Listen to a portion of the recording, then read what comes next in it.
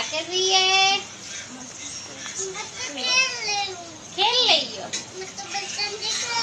बर्तन से खेल रही हो कि बर्तन गंदे कर रही हो?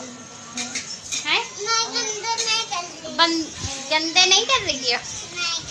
अच्छा, खेल के फिर रख देना, ठीक है? हाँ ठीक है। और कुछ कहेंगी आप? क्या कहेंगी बताइए, बताइए कुछ कहेंगी? कहेंगी क्या कहेंगी? जूही से कप टूट गया इसीलिए जूही मेरी रो रही थी। और मम्मी ने इसको डस्टबिन में फेंक दिया। हाँ मैंने डस्टबिन में फेंक दिया। और नया लाएंगे हम। हाँ फिर नया दूसरा लेके आएंगे हम लोग। मार्केट जाएंगे, वहाँ से लेके आएंगे। अच्छा लेके आएंगे।